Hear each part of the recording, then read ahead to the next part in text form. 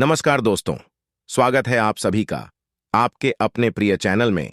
भक्तों, साल की सबसे बड़ी एकादशी और सबसे चमत्कारिक देव उठनी एकादशी को ही कहा जाता है।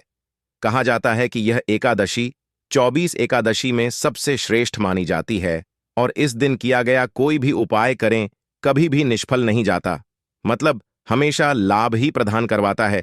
भक्तों, देव उठनी एकादशी की रात तुलसी में एक चीज जरूर बांध देना चाहिए। साथ में भक्तों, देव उठनी एकादशी के दिन गौ माता को एक चीज जरूर ही खिलाना चाहिए। और साथ में हम आपको बताएंगे कि जो भी भक्त सच्ची हृदय से, सच्चे मन से देव उठनी एकादशी के दिन यह एक चीज का लगा तो उसके घर जमकर धन दौलत आती है, सुख समृद्धि आती है, हर मनोकामना इच्छा पूरी होती है। भक्तों, अगर आज की वीडियो आपने पूरा देख ली तो मन कर चलिए, आपका दुर्भाग्य को आज हम समाप्त करवा देंगे। क्योंकि जो भी भाई बहन, माता बहन इस वीडियो को सच्चे हृदय से माता रानी के लिए पूरी सच्ची निष्ठा से देखते हैं, वीडियो को लाइक करते हैं, चैनल को सब्सक्राइब करते हैं और कमेंट बॉक्स में भगवान विष्णु की जय लिखते हैं, माता लक्ष्मी की जल लिखते हैं, तो उनके जीवन में कभी कोई कष्ट, दुख, दर्द, कोई भी राहु दोष, पितृदोष हमेशा के लिए खत्म हो जाते हैं, यानी कि नष्ट हो जाते हैं और सभी देवी देवताओं की कृपा बरसती है। भक्तों, आप सभी को हम बारी बारी से सभी जानकारी देते हुए चलेंगे, इसलिए आप वीडियो को पूरा ही देखें, आधा अधूरा ना देखें। कई लोग होते हैं जो वीडियो को काट काट कर देखते हैं, बीच बीच में से देखते हैं और फिर ऐसे व्यक्ति को जीवन में कभी सफलता हासिल भी नहीं हो सकती। जो व्यक्ति वीडियो को बीच बीच से देखा है, कट कट कर देखता है भक्तों, इसलिए आप वीडियो को पूरा ही देखा करें। भक्तों, चलिए सबसे पहले हम आपको बता देते हैं कि देव उठनी एकादशी की डेट टाइम क्या है, फिर हम आपको बड़ी बड़ी से सभी जानकारी बताते हुए चलेंगे और यह भी बताएंगे कि वह कौन सी चीज है जो हमें देव उठनी एकादशी के दिन जरूर ही खा लेनी चाहिए। भक्तों, हर साल कार्तिक माह के शुक्ल पक्ष की दशमी तिथि के अगले दिन देव उठनी एकादशी मनाई जाती है। इस साल 12 नवंबर 2024 को देव उठनी एकादशी का व्रत रखा जाएगा। हर साल कार्तिक माह के शुक्ल पक्ष की दमी तिथि के अगले दिन देव उठनी एकादशी मनाई जाती है।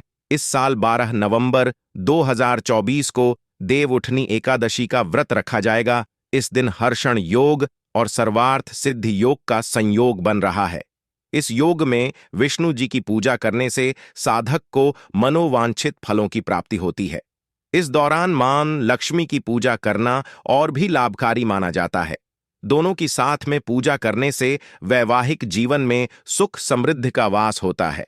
हिंदू धर्म में देव उठनी एकादशी को बेहद खास माना जाता है, क्योंकि इस दिन भगवान विष्णु 4 माह के लंबे योग निद्रा से जागते हैं। भगवान विष्णु के योग निद्रा से जागने के बाद एक बार फिर शादी, विवाह, सगाई व मुंडन जैसे मांगलिक कार्य शुरू हो जाते हैं। इसे देवोत्थान और देव प्रबोधिनी एकादशी भी कहा जाता है। इस दिन विष्णु जी की पूजा पूरे विधि विधान से करनी चाहिए, से वह प्रसन्न होते हैं। ऐसे में देव उठनी एकादशी की पूजा विधि के बारे में जानते हैं।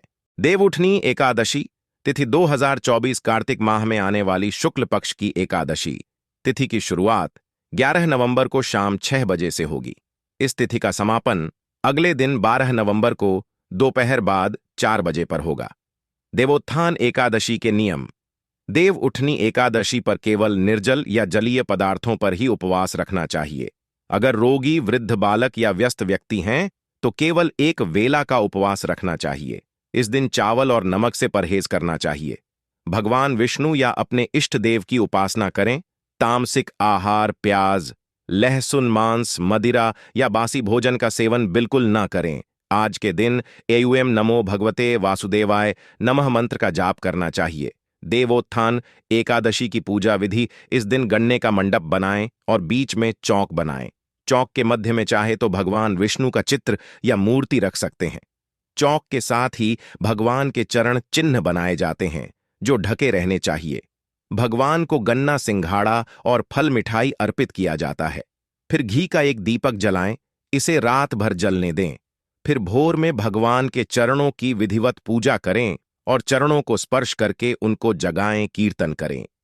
व्रत उपवास की कथा सुने। इसके बाद से सारे मंगल कार्य विधिवत शुरू किए जा सकते हैं। कहते हैं कि भगवान के चरणों का स्पर्श करके जो मनोकामना मांगते हैं वह पूरी हो जाती है। देव उठनी के बाद तुलसी विवाह भगवान विष्णु के योग निद्रा से जागने के बाद उनके शालिग्राम स्वरूप का तुलसी से विवाह कराया जाता है। भगवान विष्णु को तुलसी सर्वाधिक प्रिय है। इस दिन मात्र तुलसी दल अर्पित करने से भग्न को प्रसन्न किया जा सकता है। इसके पीछे प्रकृति के संरक्षण और वैवाहिक सुख की भावना होती है। जो लोग इसे संपन्न कराते हैं उन्हें वैवाहिक सुख प्राप्त होता है। एकादशी के दिन यथाशक्ति अन्न दान करें, किंतु स्वयं किसी अन्य का दिया हुआ अन्न कदापि ग्रहण न करें। किसी कारणवश निराहार रहकर व्रत करना संभव न हो तो एक बार भोजन करें। इस दिन दूध या जल का सेवन कर सकते हैं। एकादशी व्रत में शकरकंद, कुत्तूम दना, नारियल, काली मिर्च, सेंधा नमक, दूध, बादाम, अदरक, चीनी आदि पदार्थ खाने में शामिल कर सकते हैं। एकादशी का उपवास रखने वालों को दशमी के दिन मांस, लहसुन, प्याज, मसूर की दाल आदि निषेध वस्तुओं का सेवन नहीं करना चाहिए। एकादशी के दिन प्रात लकड़ी का दातुन न करें। इस दिन वृक्ष से पत्ता तोड़ना वर्जित है, अतः स्वयं गिरा हुआ पत्ता लेकर सेवन करें। नींबू, जामुन या आम के पत्ते लेकर चबा लें और अंगुली से कंठ साफ कर लें। यदि यह संभव ना हो तो पानी से 12 बार कुल्ले कर लें। एकादशी 11 के दिन व्रतधारी व्यक्ति को गाजर, शलजम, गोभी, पालक इत्यादि का सेवन नहीं करना चाहिए। एकादशी पर श्री विष्णु की पूजा में मीठा पान चढ़ाया जाता है, लेकिन इस दिन पान खाना भी वर्जित है। फलों में केला, आम, अंगूर, बादाम, पिस्ता इत्यादि अमृत फलों का सेवन करें। सूखे मेवे जैसे बादाम, पिस्ता आदि का सेवन किया जा सकता है। एकादशी तिथि पर जौ, बैंगन और सेम फली नहीं खानी चाहिए। इस व्रत में सात्विक भोजन करें। मांस, मदिरा या अन्य कोई भी नशीले पदार्थ का सेवन नहीं करें। प्रत्येक वस्तु प्रभु को भोग लगाकर तथा तुलसी दल छोड़कर ग्रहण करना चाहिए। देव उठनी एकादशी के दिन क्या ना करें। देव उठनी एकादशी के दिन भगवान विष्णु निद्रा से जागते हैं और इसी के साथ सारे शुभ कार्य शुरू होते हैं। ऐसा कहा जाता है कि देव उठनी एकादशी पर दोपहर में नहीं सोना चाहिए। धार्मिक ग्रंथों में कहा गया है कि इस दिन भगवान विष्णु की भक्ति में लीन रहना चाहिए। देव उठनी एकादशी के दिन किसी भी व्यक्ति को भूल से भी चावल नहीं खाना चाहिए। चावल से बनी चीजों से भी इस दिन दूर ही रहना चाहिए।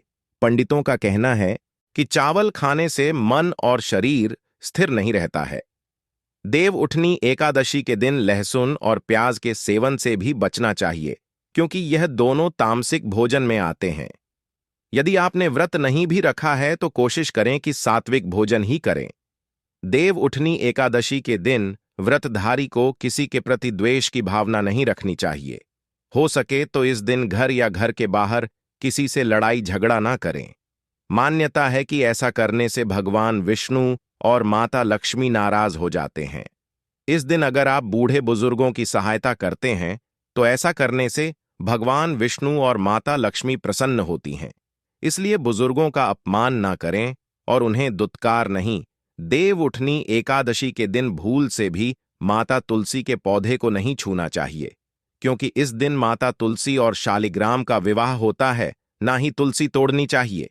ऐसी भी मान्यता है कि एकादशी के दिन तुलसी पर जल नहीं चढ़ाना चाहिए, क्योंकि तुलसी उपवास रखती हैं और इससे उनका उपवास टूट जाएगा। देव उठनी एकादशी के दिन क्या करें। देव उठनी एकादशी वाले दिन सुबह उठकर स्नान करें।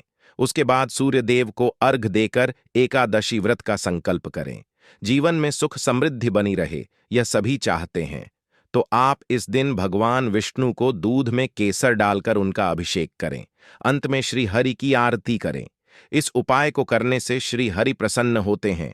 आपको जीवन में सफलता मिले, इसके लिए आप इस दिन भगवान विष्णु की विधि विधान से पूजा करें, दान पुण्य करें। सौभाग्य प्राप्ति के लिए स्त्रियां इस दिन व्रत रखती हैं।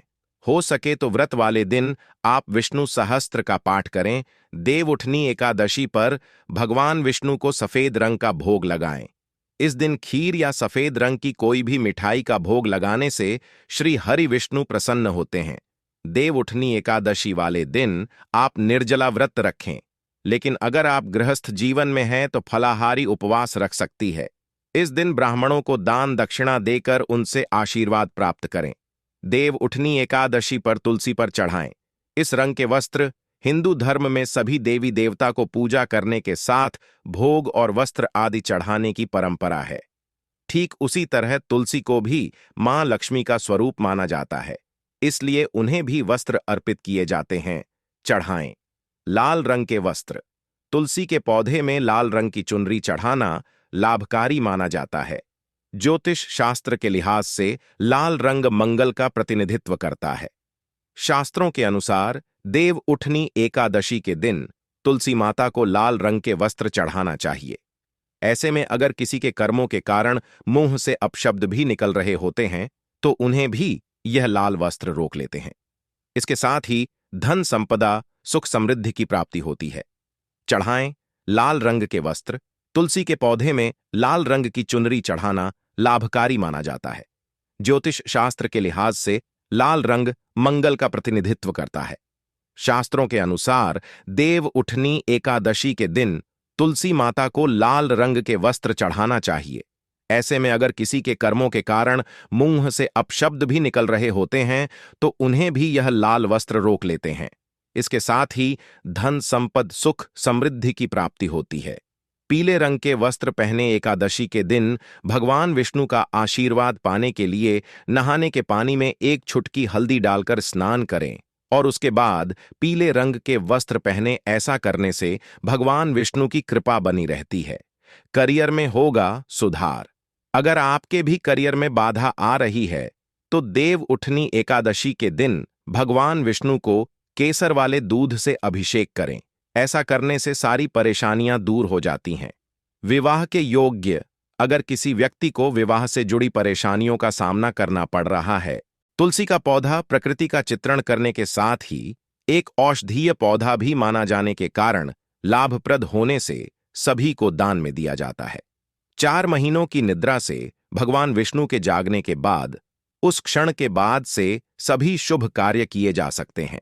भारतीय कैलेंडर के अनुसार एकादशी का दिन वास्तव में नीरस होने के कारण विशेष रीति रिवाजों के साथ मनाया जाता है। इस दिन से विवाह और कई अन्य शुभ कार्यक्रमों की शुरुआत होती है। इस दिन व्रत रखने का भी अत्यधिक महत्व बताया गया है। महिलाएं तुलसी विवाह के दिन अपने लन को मलमल से सजाकर इस त्योहार को भजन और गीतों के साथ मनाती है। दीपदान के लाभ। ऐसा कहा जाता है कि नियमानुसार देवोत्थान एकादशी भगवान विष्णु के शालिग्राम रूप और देवी वृंदा तुलसी के विवाह का दिन होता है। भगवान विष्णु की निद्रा के 4 महीनों के दौरान सृष्टि के कार्यों से मुक्त होने पर, भगवान रुद्र के शांत हो जाने पर, भगवान विष्णु 4 महीनों लंबी निद्रा से जागने के बाद ब्रह्मांड के प्रबंधन कार्यों को फिर से शुरू करते हैं। अतः इस दिन पूर्ण समर्पण और विश्वास के साथ भगवान विष्णु की पूजा की जाती है। दिन के उजाले में घर की छत पर दीपक रखकर आनंद और सुख में वृद्धि करने के लिए रात में रोशनी करके घर के किसी भी हिस्से में अंधेरा नहीं होने देना चाहिए। आखिर श्री हरि निद्रा में क्यों जाते हैं? एक समय की बात है, भगवान विष्णु से उनकी प्रिया लक्ष्मी जी ने कहा, प्रभु, आप पूरे दिन जागते हैं और जब निद्रा लेते हैं तो वर्षों के लिए निद्रा में चले जाते हैं, जिससे प्रकृति का संतुलन बिगड़ जाता है। इसलिए इसे समझते हुए योजना अनुसार निद्रा ले, जिससे मेरी भी मदद हो जाए। लक्ष्मी जी की बात सुनकर भगवान विष्णु ने मुस्कुराकर उत्तर दिया, देवी, आपने सत्य और उचित ही कहा है। मेरे जागने से अन्य सभी देवताओं को और विशेष रूप से आपको मेरी सेवा के कारण विश्राम नहीं मिल पाता है। आज से मैं वर्षा रथ में 4 महीनों के लिए निद्रा में जाऊंगा, जो अल्प निद्रा और योग निद्रा कहलाएंगे, जिससे मेरे अनुयायियों पर परम कृपा बनी रहेगी। इस अवधि के दौरान मेरी निद्रा की भावना का ध्यान रखने वाले सभी भक्तों के घरों में हमेशा आपके साथ वास करके कृपा बरसाहंगा। तुलसी शालिग्राम विवाह कार्तिक मास में स्नान करने वाली महिलाओं द्वारा एकादशी के दिन भगवान विष्णु, जिन्हें शालिग्राम के नाम से भी जाना जाता है, और विष्णु प्रिया तुलसी का विवाह कराया जाता है। तुलसी वृक्ष और शालिग्राम का विवाह समारोह सुंदर से मंडप में किया जाता है। समारोह के दौरान नामा आष्ट सहित विष्णु सहस्त्र नाम का पाठ किया जाता है। शास्त्रों के अनुसार इस तुलसी शालिग्राम विवाह को मनाने का कारण सुखी वैवाहिक जीवन और पुण्य की प्राप्ति होता है। कार्तिक मास में तुलसी वृक्ष दान करने से बड़ा कोई दान नहीं होता। पृथ्वी लोक में जो इस प्रकार हैं, वृंदावनी वृंदा विश्व पूजिता, विश्व पावनी पुष्प सारा नंदिनी कृष्ण जीवनी, और तुलसी श्री हरि के पवित्र प्रसाद में तुलसी पत्र का होना अनिवार्य होता है, और भगवान की माला और चरणों में तुलसी पत्र अर्पित किए जाते हैं। देवोत्थानी एकादशी पौराणिक व्रत कथा। एक बार एक राजा था और उसके राज्य में सभी एकादशी का व्रत रखते थे। एकादशी के दिन पशुओं सहित कोई भी भोजन नहीं दिया जाता था। एक दिन दूसरे राज्य से एक आदमी ने राजा के पास आकर नौकरी पर रखने का अनुरोध किया। राजा ने उसे नौकरी पर रखने की सहमति देने से पहले शर्त रखी कि उसे एकादशी के दिन को छोड़कर प्रत्येक दिन भोजन दिया जाएगा। उस समय उस आदमी ने राजा की शर्त मान ली, लेकिन एकादशी के दिन जब उसे फल दिए गए तो उसने फल लेने से मना कर दिया और राजा के पास जाकर विनती की कि यह फल उसके लिए पर्याप्त नहीं है। तुलसी का पौधा प्रकृति का चित्रण करने के साथ ही एक औषधीय पौधा भी माना जाने के कारण लाभप्रद होने से सभी को दान में दिया जाता है। 4 महीनों की निद्रा से भगवान विष्णु के जागने के बाद उस क्षण के बाद से सभी शुभ कार्य किए जा सकते हैं। भारतीय कैलेंडर के अनुसार एकादशी का दिन वास्तव में नीरस होने के कारण विशेष रीति रिवाजों के साथ मनाया जाता है। इस दिन से विवाह और कई अन्य शुभ कार्यक्रमों की शुरुआत होती है। इस दिन व्रत रखने का भी अत्यधिक महत्व बताया गया है।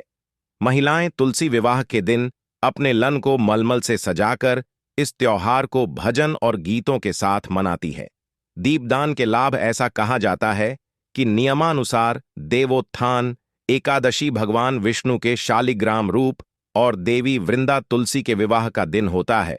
भगवान विष्णु की निद्रा के 4 महीनों के दौरान सृष्टि के कार्यों से मुक्त होने पर, भगवान रुद्र के शांत हो जाने पर, भगवान विष्णु 4 महीनों लंबी निद्रा से जागने के बाद ब्रह्मांड के प्रबंधन कार्यों को फिर से शुरू करते हैं। अतः इस दिन पूर्ण समर्पण और विश्वास के साथ भगवान विष्णु की पूजा की जाती है। दिन के उजाले में घर की छत पर दीपक रखकर आनंद और सुख में वृद्धि करने के लिए रात में रोशनी करके घर के किसी भी हिस्से में अंधेरा नहीं होने देना चाहिए। आखिर श्री हरि निद्रा में क्यों जाते हैं? एक समय की बात है, भगवान विष्णु से उनकी प्रिया लक्ष्मी जी ने कहा, प्रभु आप पूरे दिन जागते हैं और जब निद्रा लेते हैं तो वर्षों के लिए निद्रा में चले जाते हैं, जिससे प्रकृति का संतुलन बिगड़ जाता है। इसलिए इसे समझते हुए योजना अनुसार निद्रा ले, जिससे मेरी भी मदद हो जाए। लक्ष्मी जी की बात सुनकर भगवान विष्णु ने मुस्कुराकर उत्तर दिया, देवी आपने सत्य और उचित ही कहा है।